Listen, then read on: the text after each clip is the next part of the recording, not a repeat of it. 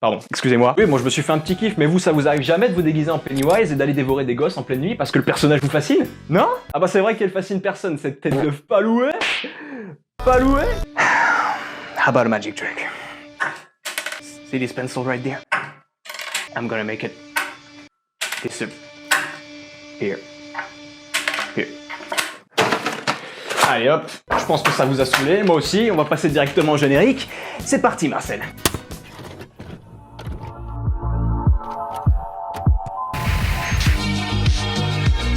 Check the number and dial again.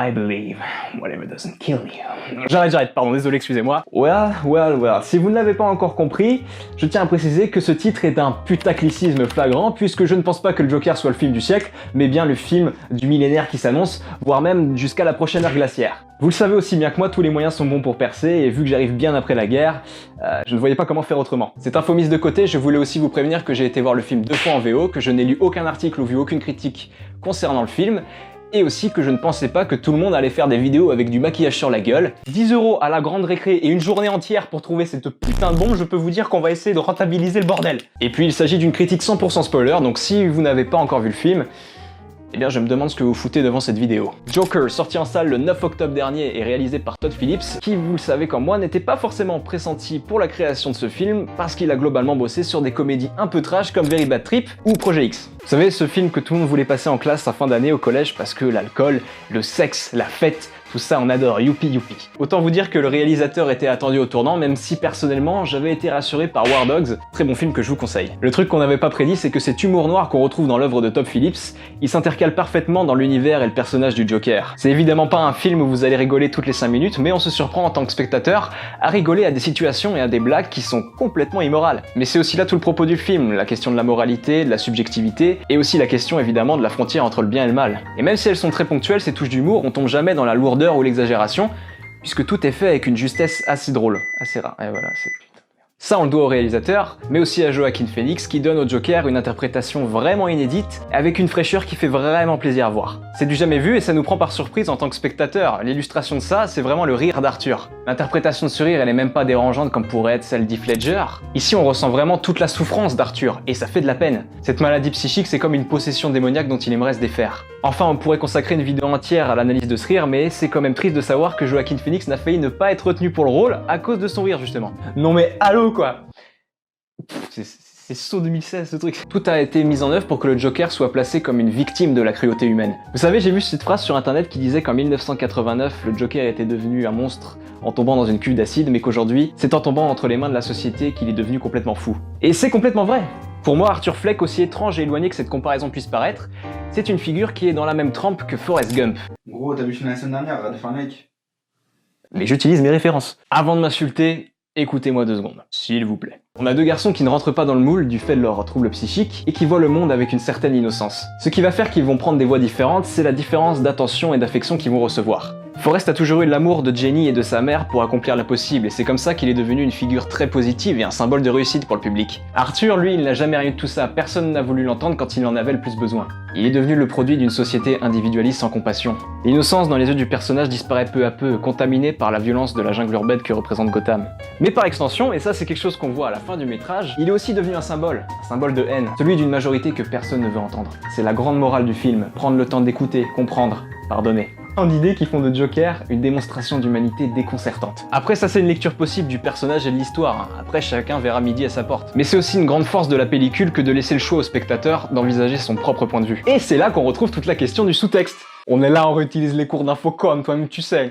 Certains abonnés comprendront, ouais. Joker s'est beaucoup inspiré de Taxi Driver, ça c'est évident et je vous apprends rien. Néanmoins, il faut savoir que le film de Scorsese a généré des interprétations très mitigées en fonction de l'appartenance sociale des spectateurs. Les plus aisés voyant le chauffeur de taxi comme le symbole d'une société américaine à la dérive, tandis qu'un public d'une tranche populaire voyait en le personnage de De Niro une sorte de justicier. C'est un décalage très intéressant qui a de fortes chances de se répercuter sur cette version du clown de DC.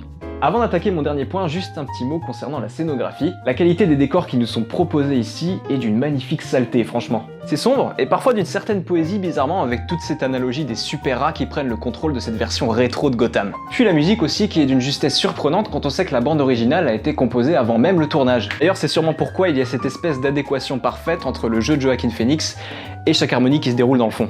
Enfin, si Joker est tant salué par le public et par la presse, c'est sûrement parce qu'il a su prendre les risques nécessaires pour surpasser nos attentes. Todd Phillips a vraiment eu les couilles de proposer quelque chose de rafraîchissant pour les fans du clown. Il aurait très bien pu se contenter d'une adaptation de Killing Joke et ça aurait déjà été énorme. Mais non, les scénaristes ils se sont dit « Tiens, mais si je foutais le bordel en supposant que le Joker et Bruce Wayne soient des frères. Et si même, tiens, je rendrais le Joker directement responsable de la mort de ses parents Et si je faisais passer Thomas Wayne pour un connard? Vous avez de la chance que votre film soit parfait, les gars, parce que vous auriez pu énerver plus d'un petit puriste, hein. Et même au-delà de l'intrigue, l'esthétique, le comportement du Joker auront vraiment avec les codes du passé. Mais pourtant, tout s'articule et ça pète la classe.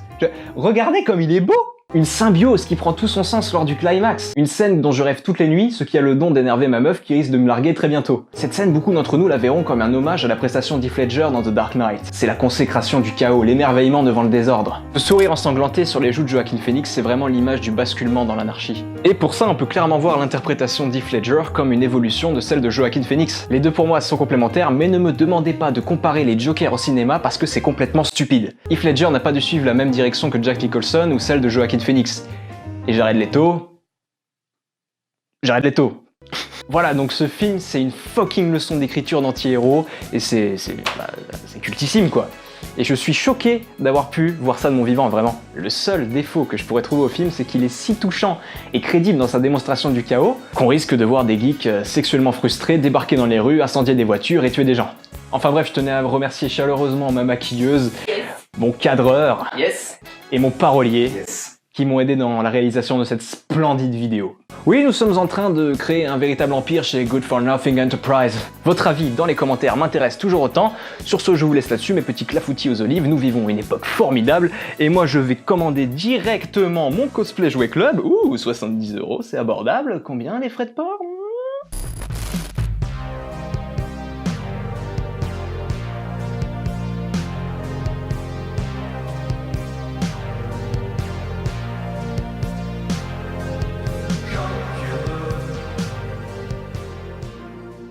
I'm an actor.